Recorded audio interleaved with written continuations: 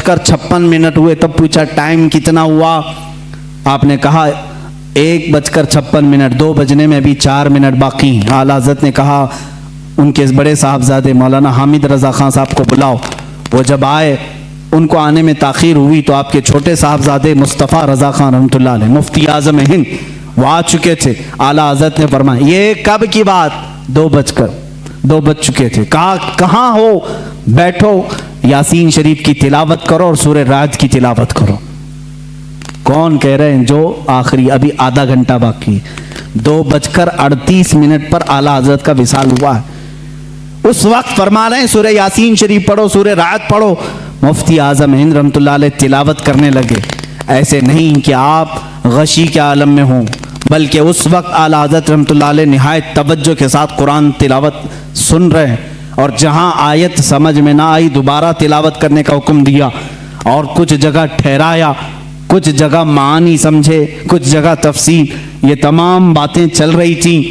अल्लामा हामिद रज़ा खान रहमतुल्लाह अलैह बड़े साहबजादे भी आए, उनसे कहा कि ये दुआएं होनी चाहिए। यासीन शरीफ सूरह राद होने के बाद आपने कलमे तय्यबा ला इलाहा इल्लल्लाह मुहम्मद रसूलुल्लाह सल्लल्लाहु अलैहि वसल्लम का विर्द जारी किया। और जो एक मर्द मुजाहिद और एक आशिक़ रसूल की दुआएं होती हैं वो सारी दुआएं पढ़ने लगे। 2:30 हो चुके। ये सब नकल किए उनके भतीजे जो वहाँ मौजूद थे।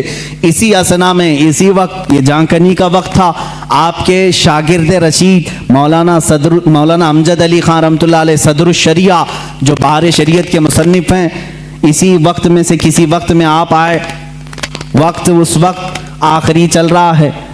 वो आए तो आला हज़रत ने पूछा मौलाना किस तरह से आना हुआ? कहा कि हुजूर फतवा लिख रहा था, एक किताब का रेफरेंस हवाला नहीं मिल रहा है, ढूंढ रहा था, नहीं मिल रहा है। आला हज़रत रहमतुल्लाह अलैह ने उसी वक्त फरमाया फतावा शामी जिल्द नंबर 6 में फलां लाइन, फलां सतर, फलां सफ़े में मौजूद है, आप जाइए। वो कहते हैं मैं जल्दी से उतनी बात याद करके गया, दारुल इफ्ता में आया, किताबें निकाली, फतावा शामी, जहाँ आला हज़रत ने फरमाया छठी जल्द निकाली, सफ़ा निकाला, सतर निकाली, वही वो इबारत लिखी हुई थी जो मुझे सुबह से नहीं मिल रही थी। फतवे में मैं लिखता रहा।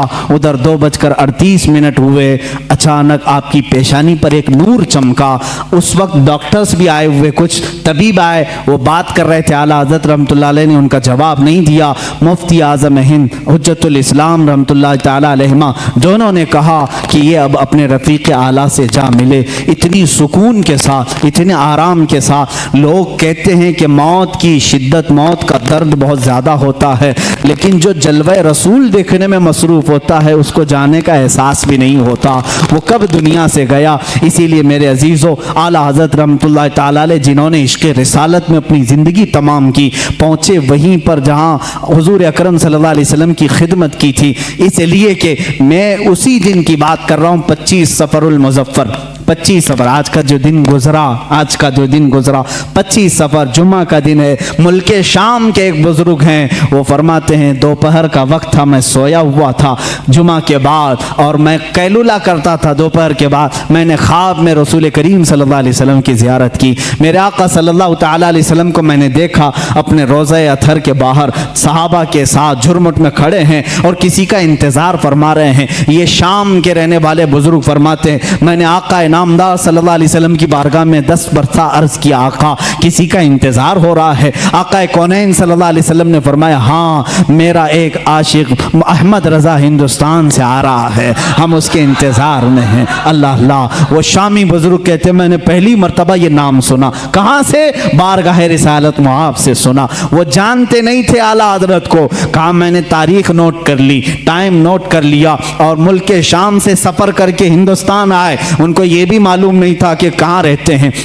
वो दिल्ली पहुँचे, और दिल्ली पहुँचे ऐसे साहब के पास जो आला हज़रत के दुश्मन थे, उन्हीं के पास गए और जा करके उन्होंने अपनी, वो जाहिर सी बात है अरब के थे, शामी बुजुर्ग थे, जिनसे उनकी मुलाकात हुई उनके पास पहले ही उन्होंने जिक्र किया हिंदुस्तान में अहमद रज़ा खान नाम के कोई मौलाना हैं, कोई बड़े आशिक़ रसूल हैं। उन्होंने मुँह बसोरा और कहा हाँ, यहाँ से थोड़ी दूर बरेली में है, एक मौलाना रहते थे, हमने भी सुना है। उन्होंने इतना पता बताया, वो उनको छोड़कर निकला है, बरेली पहुँच पहुंचे। 8 दिन के बाद बरेली जब आए, लोगों से पूछा फलां फलां आलिम कहाँ रहते हैं। लोगों ने मोहल्ला सौदागरान का पता बताया। जब यहाँ पहुंचे तो खानदान के लोगों से मुलाकात के बाद पता चला 8 दिन पहले ही आला हजरत का विसाल हो चुका है। उनको बड़ा गम हुआ, बड़ा कल्क हुआ। वो कहते हैं मैंने तारीख मिला करके देखी, मैंने किस दिन ख्वाब देखा था, कौन सा टाइम था, तो फरमाते हैं मेरी अकल हैरत में रह गई। ये वही टाइम था, वही दिन था जिस दिन बरेली के ताजदार की वफात हो रही थी,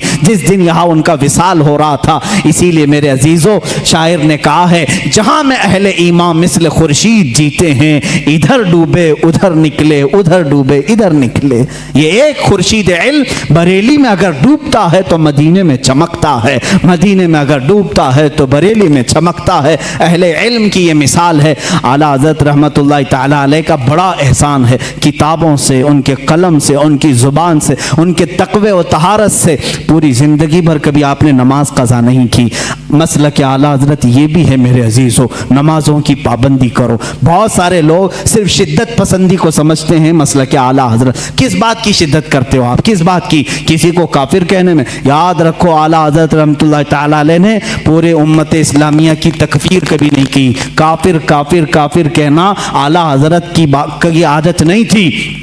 हुसाबुल हरमैन को लेकर बाज लोग वावेला मचाते हैं कि इन्होंने इनको काफिर कहा, उनको काफिर कहा। ये झूठे हैं, मैं चैलेंज करता हूं, ला करके दिखाएं कितनों को काफिर कहा है। आला हजरत ने तो उलमाए हरमैन से फतवा मंगवाया था कि यहाँ ऐसी ऐसी गुस्ताखियां हो रही हैं, आप क्या कहते हैं। वो चाहते तो खुद मुफ्ती से फतवा देते, लेकिन हरमैन के उलमा से फतवा मंगवाया। उनका फतवा आया कि ऐसे जुमले कहने वाले हिंदुस्तान के जो भी मौलवी हैं वो दायरे इस्लाम से खारिज हो चुके हैं, और जो उनके कुफ्र में शक करेगा वो भी काफिर हो जाएगा। इतना सख्त हुक्म हरमैन तय्यबैन से आया, उसको आला हजरत ने अपनी साइन, अपनी दस्तखत से छापा तो ये वावेला मचाने लगे, अरे मियाँ हमको काफिर बोले, काफिर बोले। आला हजरत ने जो कहा है, चैलेंज करता हूं, फांकने से नहीं चलता, ला करके दिखाओ, लाओ हमारे सामने कहां कहां किसको किसको काफिर कहा, मैं दिखाऊंगा। मौलाना अशरफ अली थानवी देवबंद के बड़े आलिम हैं, उनसे ही सवाल किया किसी ने। आला हजरत के विसाल के बाद कहा आपके मुखालिफ थे, वो इंतकाल हो गया। उन्होंने अफसोस जाहिर किया, वो बड़े आशिक रसूल थे। कौन कह रहे हैं? अशरफ अली थानवी साहब कह रहे हैं वो बड़े आशिक रसूल थे। हैं मजमे में कहा वो आपको काफिर कहते थे, आपकी जमात को, तो उन्होंने तकफीर की, उन्होंने बर्दस्ता कहा। मौलवी अशरफ अली थानवी साहब की ये बात भी हमने नहीं छापी, देवबंद से छपी हुई है, चाहे तो किसी को मैं दिखा सकता हूँ, ये चीज़ें मौजूद हैं। उन्होंने लिखा, कहा अपने मुरीदों से, मियाँ मौलाना अहमद रज़ा खान साहब अगर हमको काफिर नहीं कहते तो वो खुद काफिर हो जाते हैं। अजीब बात है, अजीब बात है। इकरार भी है फिर इसरार भी है। कह रहे अगर वो हमें काफिर ना कहते तो खुद काफिर हो जाते, इसलिए कि उन्होंने इश्क़े रिसालत में डूब करके देखा कि ये रसूल के खिलाफ तहरीरें आई हैं, तो उन पर फर्ज था कि वो इन तहरीरों के खिलाफ लिखें और उनका कुफ्र साबित करें। उन्होंने वो काम किया है। ये दुगले लोग होते हैं, इधर भी बोलते हैं उधर भी बोलते हैं। जब आपको मालूम है तो तौबा कर लेते बेचारे, सारा मामला ही खत्म हो जाता। और फिर ये बहस बहुत लंबी हो जाएगी। मैं दूसरे दीगर मकातिब फ़िक्र के उलमा की बातें अगर बताऊं, दीगर उलमा जो अहले हदीस के उलमा हैं, देवबंद के उलमा हैं, गैर मुक़ल्लिदीन के उलमा हैं, उन्होंने भी लिखा है कि आला हज़रत इमाम अहमद रज़ा खान रहमतुल्लाह ताला अलैह का कोई सानी नहीं था, इल्म में उनका कोई सानी नहीं। हमारे उलमा की बात छोड़ें, मैं दीगर मकातिब फ़िक्र के उलमा की बात कर रहा हूँ। मौलाना अबुल उला मौदूदी, मौलाना अबुल हसन नदवी और दीगर लोगों के साथ साथ शायर मशरिक अल्लामा इकबाल ने भी कहा है। इकबाल का तराना बड़े ज़ोर और शोर से गाते हो। उन्होंने क्या लिखा है, कहते हैं अगर इमाम आज़म अबू हनीफा अपने ज़माने में अहमद रज़ा खान साहब को देख लेते तो अपने ख़ास शागिर्दों में रख लेते हैं, और कहा कि इस ज़माने के वो सानिये इमाम आज़म अबू हनीफा हैं। हम नहीं कह रहे हैं, ये शायर मशरिक अल्लामा इकबाल कह रहे हैं। वो उन्होंने कहा इसीलिए अपने तो अपने हैं, सारे लोगों ने उनके इल्म का लोहा माना है। आज जिसको तकलीफ है तो तकलीफ होने दो, सब उनसे जलने वालों के गुल हो गए चिराग। अहमद रज़ा की शम्मा फरोज़ा है आज भी। बारगाह रसूल सल्लल्लाहु तआला अलैहि वसल्लम में आला हज़रत रज़ियल्लाहु तआला अन्हु की नातें तिलावत करो, पढ़ो, तुम्हारा इश्क बढ़ेगा, मोहब्बत रसूल में इजाफा होगा। देखो उन्होंने हमारा मकसद ज़िंदगी भी हमें बताया है। रसूल करीम सल्लल्लाहु अलैहि वसल्लम की बारगाह में कैसे फ़िदा होना चाहिए ये भी उन्होंने अपने नातिया दीवान में बताया है। ज़मीन व ज़मां तुम्हारे लिए, मकीन व मकान तुम्हारे लिए। ये नात पाक में हर चीज़ को उन्होंने कायनात की घेर करके रखा और फिर ये कहा या रसूल अल्लाह सब तुम्हारे लिए है। यही एक मोमिन की मक्का मकसद ज़िंदगी होना चाहिए। आला हज़रत ने हमें ये सिखाया है, दहन में ज़ुबान तुम्हारे लिए, बदन में है जान तुम्हारे लिए, हम आए यहाँ तुम्हारे लिए, उठे भी वहाँ। आला हज़रत ने हमें ये सिखाया है, उम्मती होता है रसूल के लिए, मेरे आका के लिए जीना सीखो। जीना में चमन, चमन में समन, समन में फबन, फबन में दुल्हन, सजाए मेहन पे ऐसे मिनन, या अमनो अमा तुम्हारे लिए। क़यामत का नक्शा पेश करते हुए भी आला हज़रत ने अपने रसूल पाक सल्लल्लाहु अलैहि वसल्लम की बड़ाई यूँ ज़ाहिर की है। फरमाते हैं खलील व नजी, मसीह व सफ़ी, सभी से कहीं कहीं न बनी। खलील व नजी, मसीह व सफ़ी, सभी से कहीं कहीं ना बनी। ये बेखबरी की खल्क फिरी, कहाँ से कहाँ तुम्हारे लिए।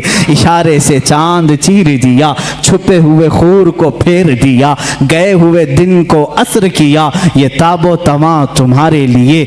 या रसूल अल्लाह सबा वो चले के बाग फले, वो फूल खिले के दिन हो भले, लिवा के तले सना में खुले, रज़ा की ज़ुबान तुम्हारे लिए।